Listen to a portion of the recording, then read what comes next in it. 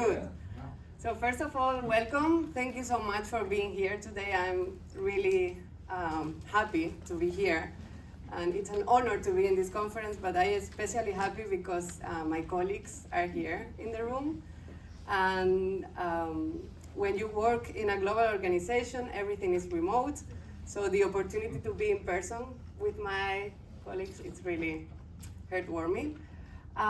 Yesterday, I was asked in the networking event in the Marriott that if I have already my presentation ready, if everything was like, also who asked was here, yeah. And I said, okay, I don't memorize what I'm going to say because I really believe in what I'm going to say. So I will speak from my heart. I am really convinced that it is important to prepare students for tomorrow and that we need to teach them how to think about the future today. So I hope that I can share this passion and this commitment that I have with you, and after the session you also share this commitment with me. I learned this from Peter Bishop, from Dr. Peter Bishop, the founder of Teach the Future, that is here today. He always speaks from his heart. He always speaks really in a motivating way because he believes in the mission of Teach the Future. So he's my mentor, and everything that I learned from him. So thank you, Peter, for being here and being an amazing mentor. Thank you. This is me, Lourdes Rodriguez. I come from Sevilla, the south of Spain. I'm actually living in Madrid, but my heart is in Sevilla, in Andalusia. And my background is in psychology. I do foresight consultancy. Part-time, I work as co-executive director of Teach the Future, trying to include future thinking in education. So during the day, I work with adults in the government and in businesses, and during the night, like Batman, I try to put this in the school classroom. Let's do a little exercise, like an activity before we start. Let's test something, a couple of minutes. I will ask you first that you trust in me, that you close your eyes, and we are going to travel to the year 2100, okay? It's going to be for a couple of minutes. We are in a really advanced time machine, okay? You are going to be safe. Nothing is going to happen to you, and in a couple of minutes, you will be back in 2025. So sit in the time machine, press in the screen 2100, and suddenly you will be there.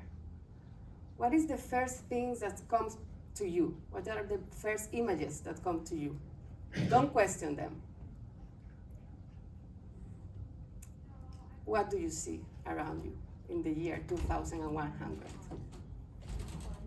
Then imagine that you are inside of a house.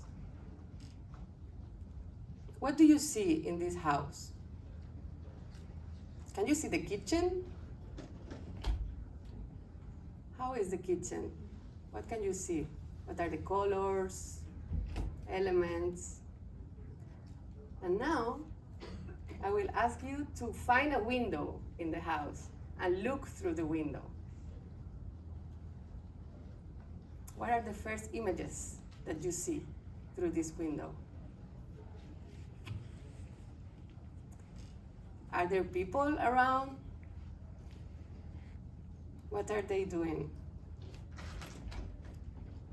Can you hear any sound?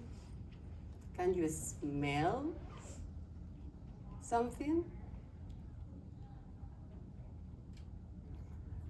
So our time is running up, and we need to go back to our time machine. So we will sit again in our time machine. We will press in the screen 2025, and really quickly we will be back in Austin in the South by Southwest room.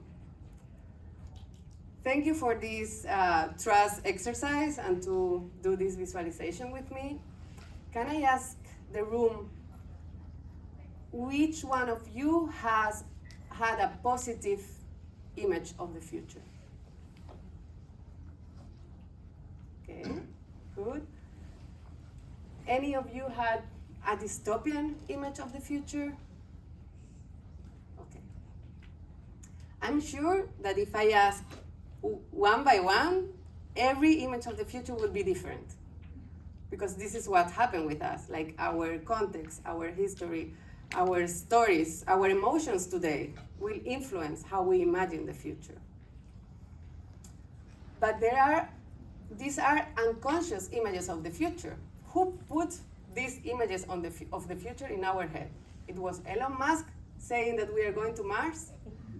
It is Mark Zuckerberg saying that we all need to live in the metaverse.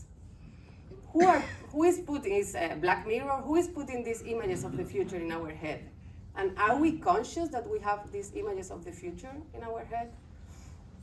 So I'm bringing here just diverse images of the future. For example, this is from a Nigerian-born designer, and this is the way he imagines Lagos in the future.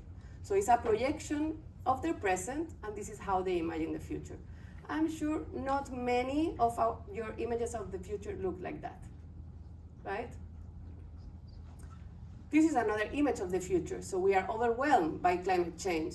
Many young people, many students are really worried about climate change. So maybe their images of the future are going to look like that, like climate disasters. Who saw flying cars in their image of the future?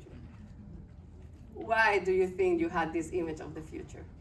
Science fiction, right? They put this idea that in the future we will have flying cars, so this is the way we imagine the future. And there are other ways of imagining the future, for example, solar punk images of the future, where technology and nature work together. My point with the images of the future is like our unconscious images of the future are influencing our decisions today. It's like the self-fulfilling prophecy. The way we think about the future is influencing the decisions and the actions and the behavior that we are doing today.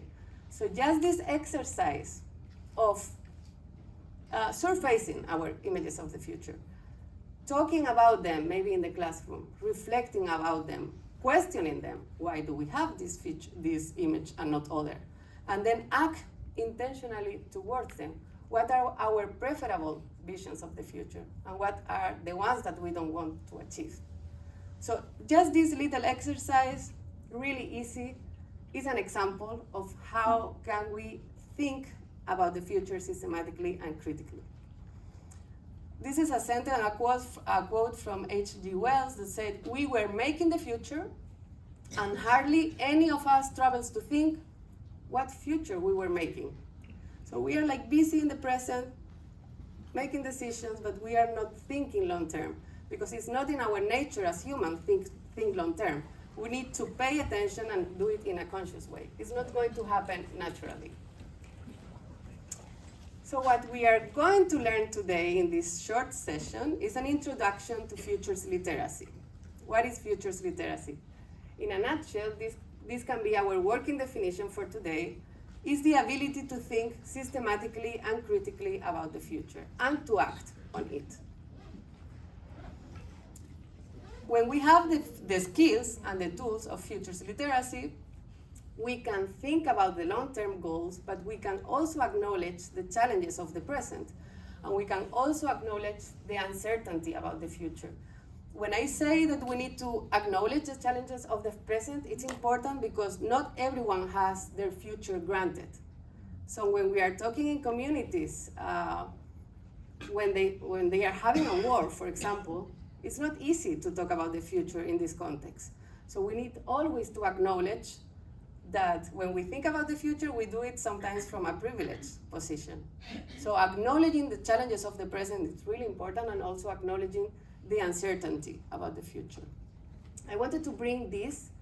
This was published in September from the UN after the Summit of the Future, and these are the 5 skills that the UN considers that are key for being prepared. You see, we have digital skills, behavioral science, data innovation, and we also have strategic foresight. The ability to think strategically about the future, not forecasting, but foresight. So it's not only us, but it's like the UN. I wanted to reflect on this. So many of you may know the future, impossible to see the future is.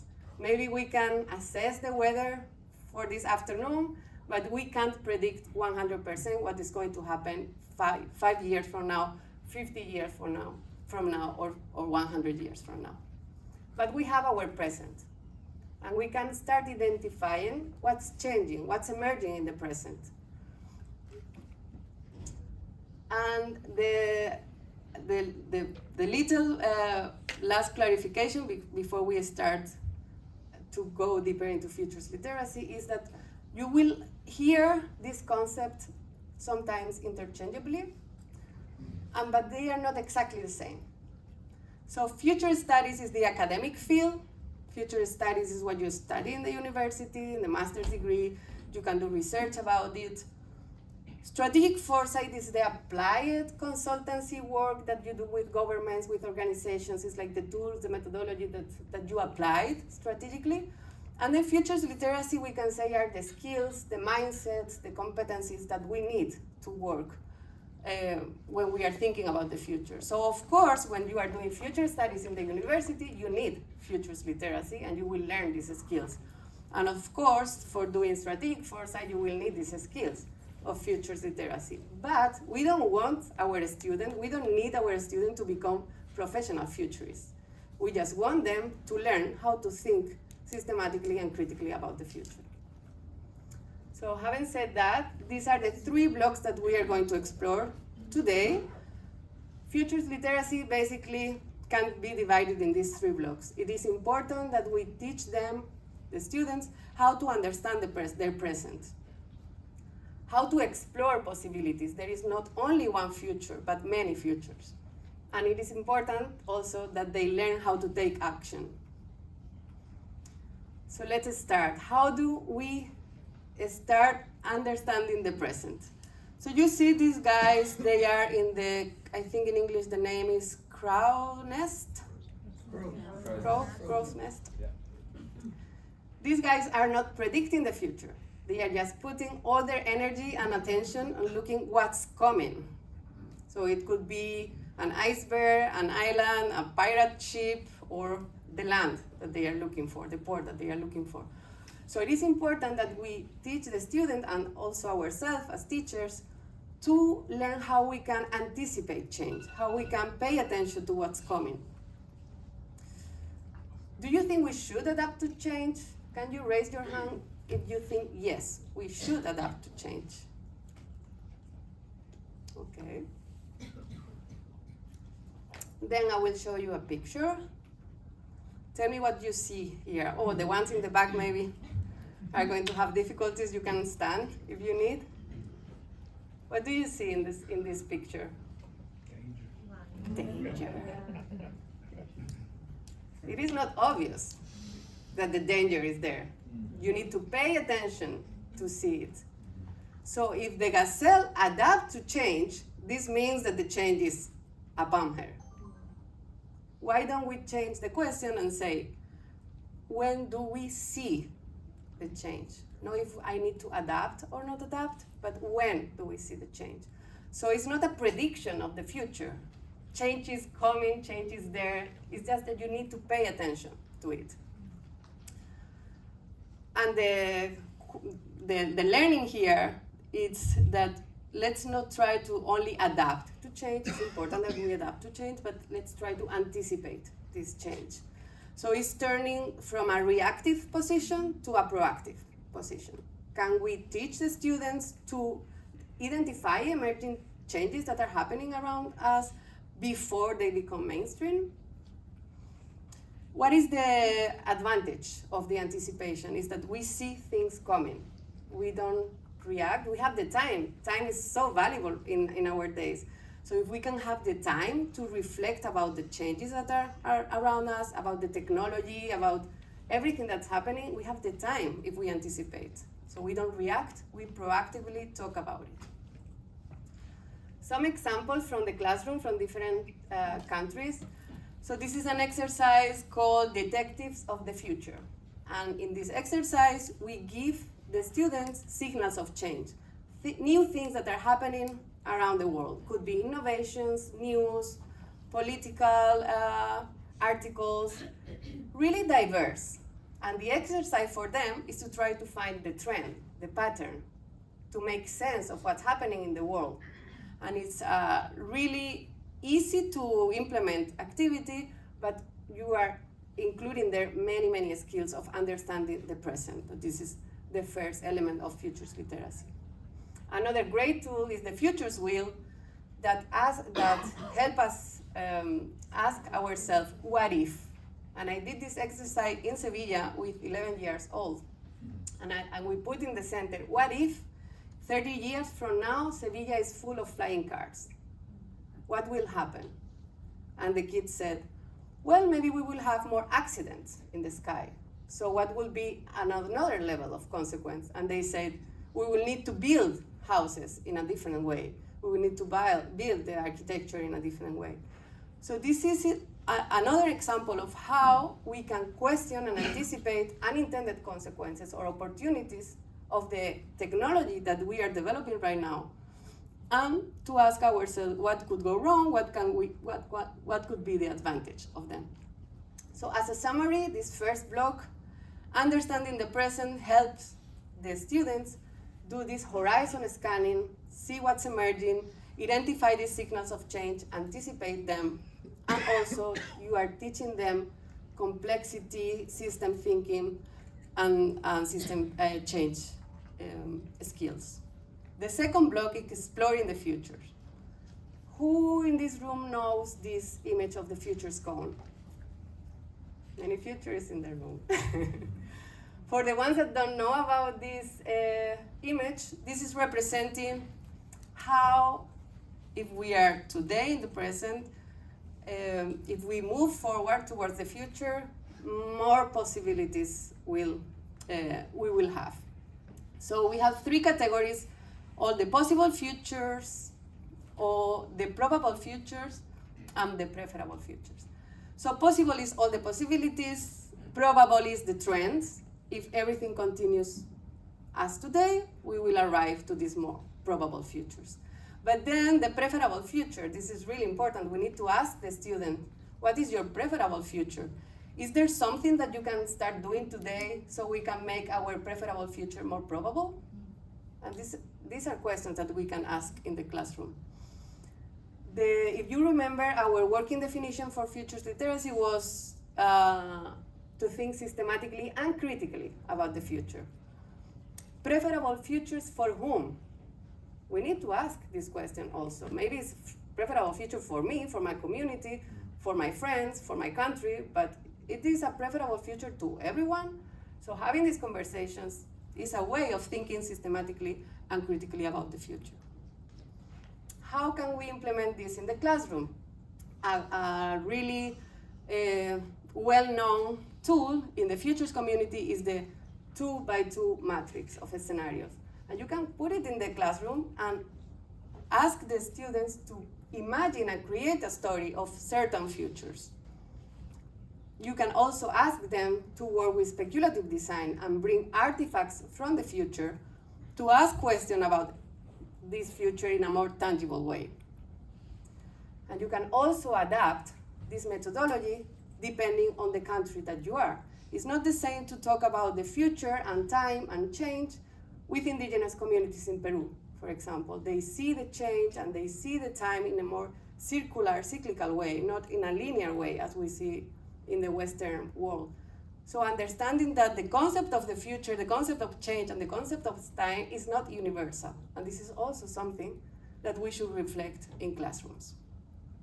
So as a summary of exploring the future, this is our second block. We have future scenarios, we have our preferable futures and all the reflections we can have about them. And we are working the skills of imagination, openness to alternatives, and diversity. And we are arriving to the third block and the last one, taking action. Because it is important to imagine the future, understand the trends, but at the end of the day, we need to come back to the present and make decisions and take actions. But it's also important that we don't tell the students, you can be whatever you want, you can change the world, because you also need to be realistic, and the students need to know where some limits are. So teaching them that we have different spheres of influence, that you can improve yourself in an individual level, and there is change that you can apply to yourself. You can master yourself, you can improve your skills. This is also being influential to the future. In the institutional level, transactional level, this is your community, your school, your city. You can have an influence as a student, as a school, in your meso level. And in macro, the geopolitical, this is more complex, more difficult, but not impossible. There are many young people that are going to the UN, to the European Commission, talking and giving their message, and they are making an impact in these forums. Some examples on how you can do that with a student. This is from Netherlands. This is an example of how the kids are having their voice heard in their local government.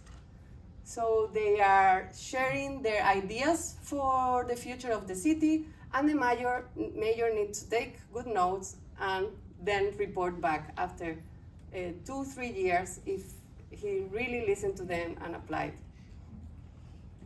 And our youth from Colombia, Sofia, she has created a system to help local vendors, street vendors.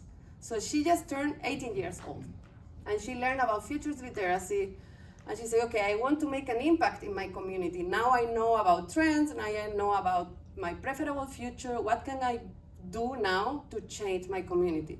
So she's teaching digital literacy, financial literacy, entrepreneurship to these street vendors, and she's doing it in the streets. So this is an example how youth felt empowered and felt these leadership skills after she learned all of these skills. Another example of giving voice to the youth is the World Futures Day. This is 24 hours conversation about the future. Youth from all over the world leading this intergenerational conversation, having their voice, talking about sustainability, but also quantum computing, many topics. And supporting youth worldwide. So it's really important not to think only in the Western world, but to bring this school, this classroom also into the conversation. So as a summary, this is the 3 key points of taking action: being aware of our spheres of influence, making sure that we are empowering the students to take action, not just imagine the future, but taking action and shaping it, and also be telling them that they can be leaders and they can have these skills. I don't know if you know, but after a keynote, you will forget everything and you will only remember, only remember 10% of it. So here's the 10%, okay? And also, this is not going to be the only session that you are attending. You are going to be attending many of them. So here, I made this little summary for you. What did we learn today? We learned the importance of our unconscious images of the future and how we can reflect about them in the classroom. We learned that the UN is already highlighting future thinking as a critical skill for the future. We learn our working definition, what is futures literacy, the ability to think critically and systematically about the future and to act on it. And then we learn about the 3 main blocks of futures literacy. That is understanding the present, exploring possibilities about the future, and taking action. You have even a summary of the 3 blocks. Understanding the present is anticipating change, so not just adapting to change, being proactive, not reactive. And it also gives the student the systems thinking perspective of understanding their present. Exploring futures is all about possible, probable, and preferable futures, and the critical question, to whom are we thinking when we think about our preferable future? And then taking action is coming back to the present and making sure we are empowering the youth to be change maker, to give them the confidence to make an impact in the world and to work towards their desirable futures. Before we end, I was told that this session is accredited for the Texas educators continuing professional education credits. So this is the code that you need to have from this session to be able to gain the credits. Okay? And just to finish, to say that this is a global movement, that it's present in more than 30 countries, and we will love you to join, and as Peter and myself and Lisa and our colleagues, to be as committed and sure that we need to start preparing students for tomorrow, teaching the future today. Thank you so much.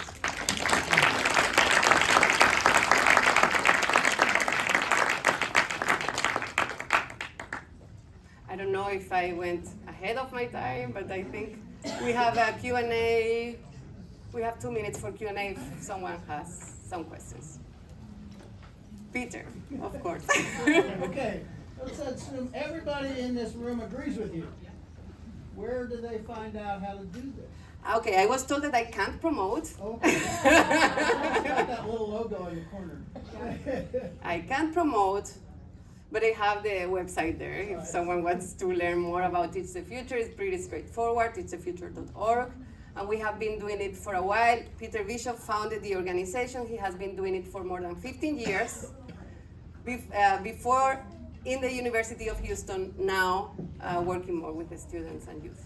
Thank you, Peter. Yes? Why isn't understanding the past and analyzing the past part of the It is. It is. Oh, to record the audio. Yeah. Why isn't understanding the past part of understanding the future?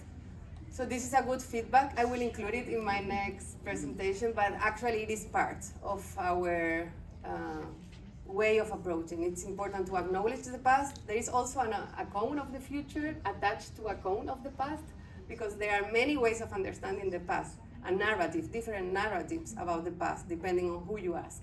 So there is also a big conversation that you can have in the classroom comparing the past with the future. And we use the past to understand the future. For example, when you want to ask what is the future of transportation, you need to show the students what is the past of transportation so they can understand it better. So thank you so much for this.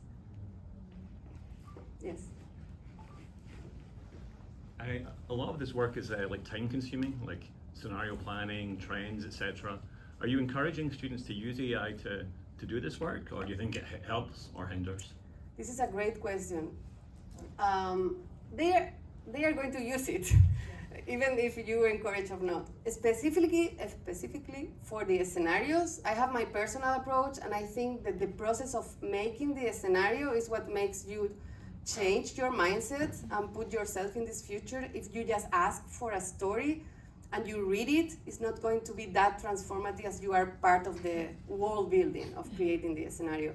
But I'm sure you can use AI, for example, to create the artifact of the future. So you have the scenario, you have worked it manually, and then you can create an artifact, a visual artifact from this future with AI. So there are ways of including it. Anything else? Thank you so much. You have been tremendous. Thank you.